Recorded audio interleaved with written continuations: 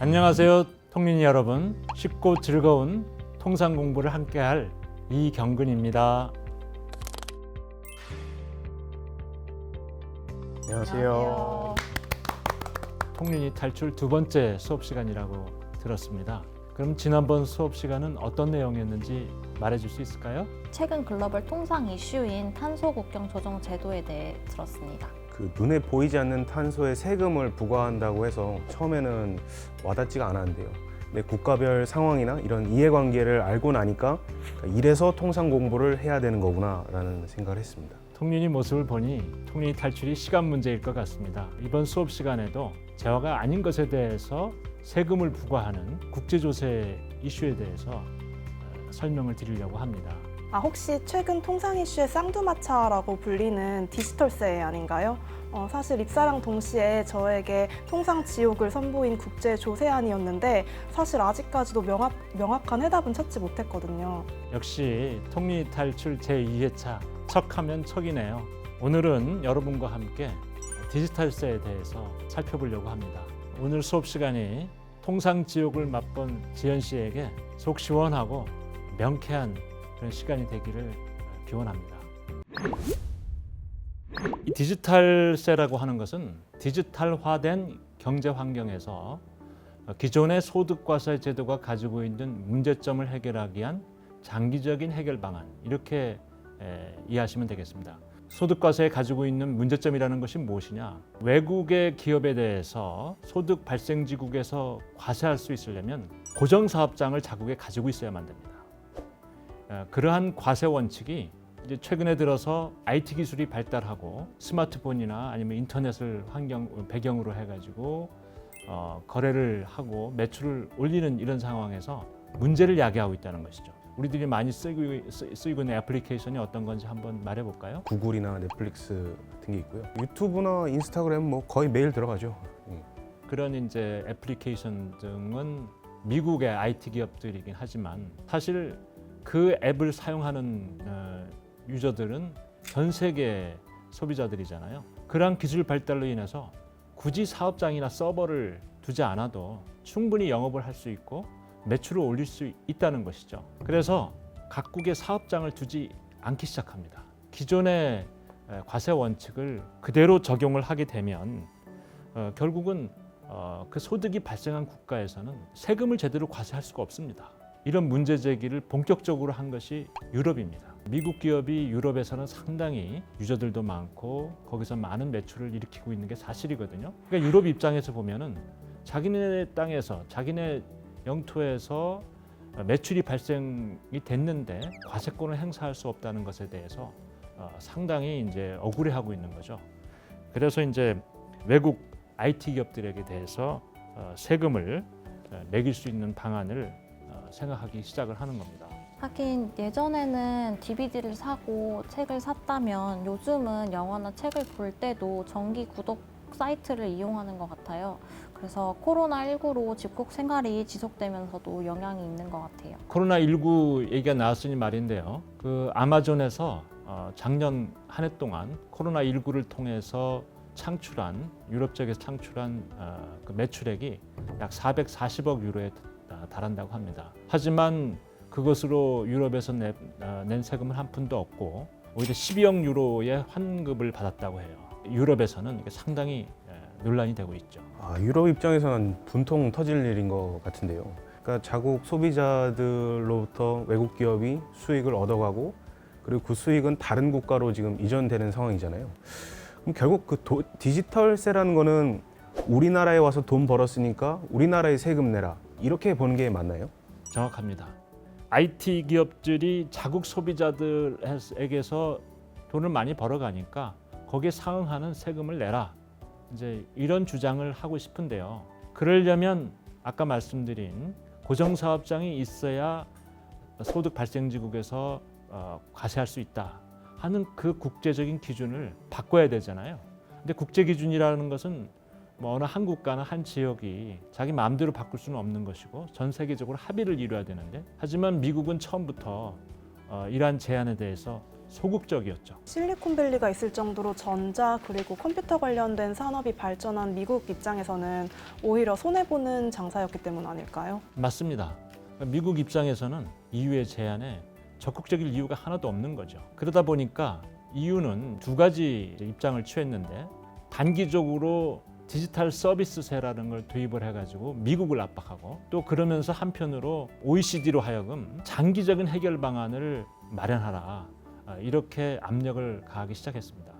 그러다 보니까 OECD도 책임감을 느끼고 미국을 포함한 전 세계 국가들을 이제 불러와서 이 디지털세 장기 해결 방안을 논의하기 시작했던 것입니다. 박사님, 그럼 EU에서 디지털 서비스세 도입을 시도했었다고 하셨는데, 그러면은 지금 유럽에서는 디지털세가 이미 지금 실행 중인 건가요? 네, 좋은 질문입니다.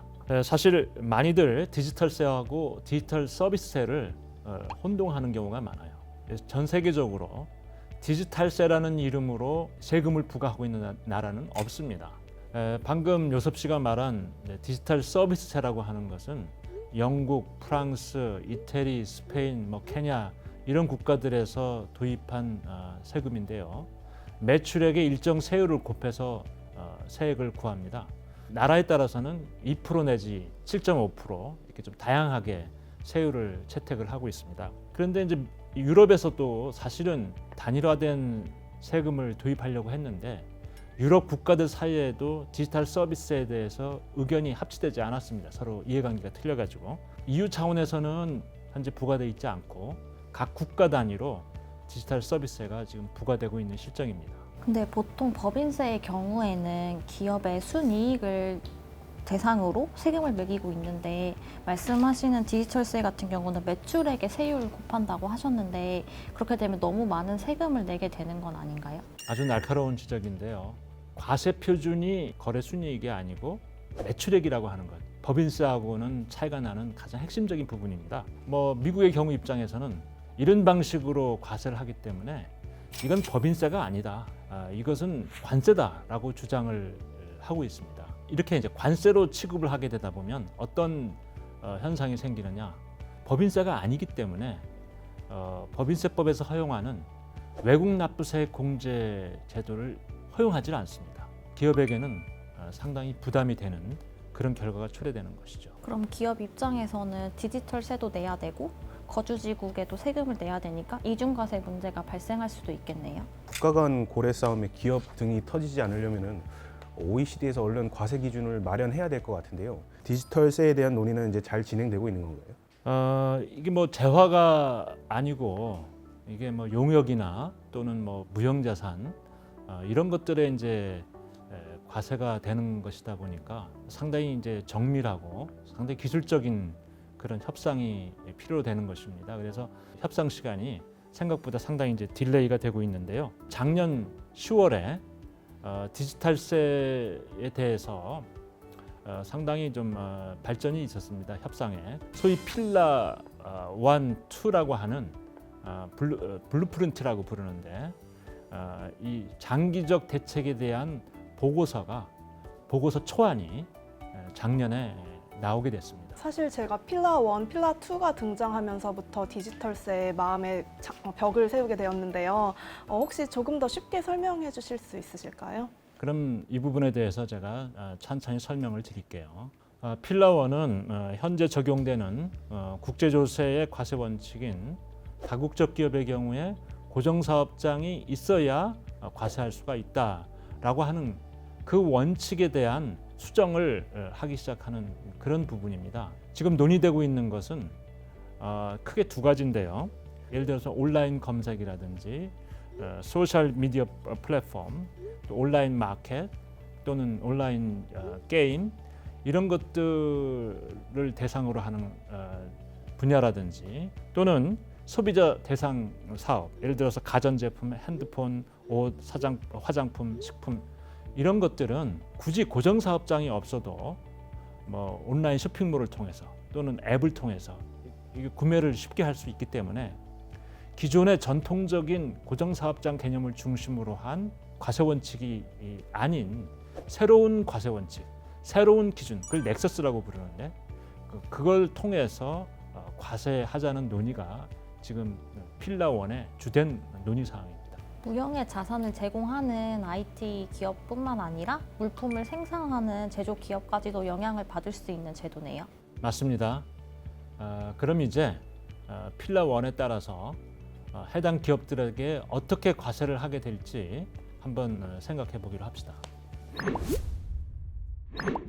기업의 글로벌 총 매출이 일정 규모 이상인 기업들에 대해서 과세를 합니다. 이 총 매출 중에서 통상 이익을 초과하는 이 초과이익 부분의 일정 부분을 시장 기여도다 해가지고 시장 소재지국이 있는 국가들에게 과세할 수 있는 권한을 부여해 주는 겁니다.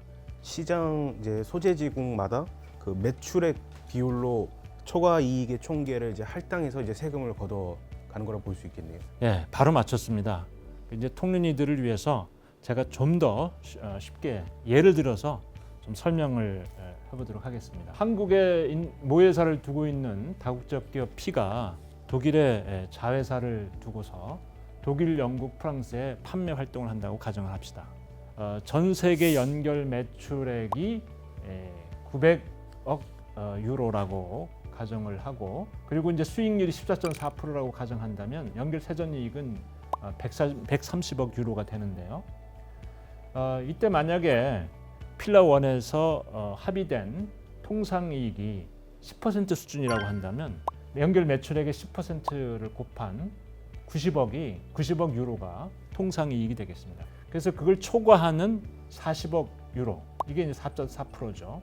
이 부분이 이제 초과이익인데 이 초과이익이 각 국가에 배분되는 것입니다.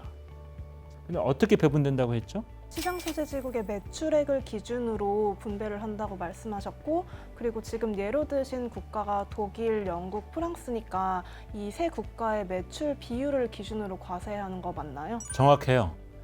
현행 과세 기준에 따르면 영국이나 프랑스는 고정사업장이 없어서 과세를 할 수 없지만 새로운 필라 1의 그 기준에 따르게 되면 과세할 수 있게 되는 겁니다. 그럼 자국 매출액을 기준으로 삼으니까 작년에 아마존 사건처럼 큰 돈을 벌고 세금을 안 내는 사건을 방지할 수 있겠네요. 좋은 타이밍에 아주 좋은 멘트를 해주셨어요. 그래서 아마존이 이제 440억 유로를 벌고서 오히려 12억의 환급을 받았다고 하는 것은 지금 현행 과세 기준을 자기네들 입장에서 아주 잘 유리하게 해석을 해서 신고를 했던 결과로 보입니다. 그래서 이제 디지털 경제화가 되면은 다국적 기업의 조세 회피 문제가 사실은 좀 더 쉽게 됩니다. 아까도 말씀드렸지만 이 디지털 기술 때문에 손쉽게 무형 재화라든지 서비스는 이동이 가능하기 때문에 다른 업종보다도 디지털 기업들은 좀 더 쉽게 조세 회피가 가능한데, 근본적으로 막자는 제한이 필라 2하고 관련된 개념입니다. 그래서 필라 2에서는 방점이 국제적 조세 회피 방지에 있는데, 그럼 어떤 식으로 조세 회피 방지를 할 것이냐? 글로벌 최저한세라는 걸 설정하자는 거예요. 실제 세금을 납부한 그 유효세율이 글로벌 최저한세보다 낮을 때에는 그 글로벌 최저한세만큼 끌어올려서 추가로 과세할 수 있는 권한을 부여하자 하는 것이 필라 2 개념의 핵심입니다. 여기서 제가 이제 예를 들어서 설명을 드리면요, 모회사가 있는 국가인데 그 국가의 세율은 25%라고 가정을 하고요. B국은 자회사가 있는 국인데 저세율 10%가 과세된다라고 가정을 해봅시다. 만약에 OECD에서 글로벌 최저한세를 이제 21%라고 합의를 했다고 한다면 향후에 어떤 일이 생길 것이냐? 21%와 10%의 차이인 11%만큼을 이 모회사에서 추가적으로 과세할 수 있는 권한을 갖게 되는 것입니다. 그래서 실제로 과세가 이루어지면 전 세계적으로 최소한 21%는 과세가 되는 그런 상황이 되는 것이죠.